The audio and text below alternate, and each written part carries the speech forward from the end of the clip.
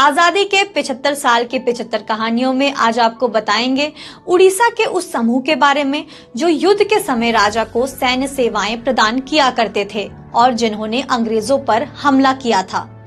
साल 1817 में वर्तमान उड़ीसा के एक पाइका नाम के समूह ने अंग्रेजों के खिलाफ लड़ाई लड़ी थी।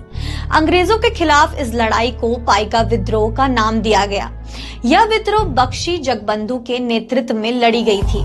दरअसल ब्रिटिश राज उड़ीसा के उत्तर में स्थित बंगाल प्रांत और दक्षिण में स्थित मद्रास प्रांत पर कब्जा करने के बाद 1803 में उड़ीसा पर भी अपना आधिपत्य जमा लिया था। उस समय अंग्रेजों ने उड़ीसा में भूमि एवं कृषि कर प्रणाली में भारी फेरबदल किया, जिससे लोगों के मन में आक्रोश भर गया।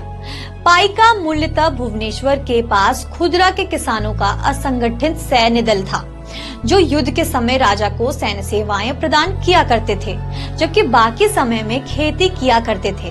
राजा इनके सैन्य योगदान के लिए लगान रहित भूमि और कर में छूट भी देते थे।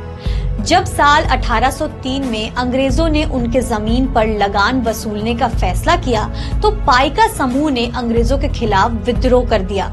साल 1817 में आरंभ हुई यह चिंगारी आग बनकर बड़ी तेजी से फैली। पाइका और घोंड समुदाय का अंग्रेजों द्वारा किए जा रहे अत्याचारों के खिलाफ आवाज उठाना ब्रिटिश राज के लिए भारी चुनौती थी। साल 1817 का विद्रोह भारत के लोगों के स्वाभिमान की रक्षा का विद्रोह था, जिसकी भनक अंग्रेजों को बहुत पहले से थी। इसलिए जल्द ही उन्होंने इस क्रांति को दबा दिया, ताकि समूचे भारत पर अपना मनमाना राज कर सके।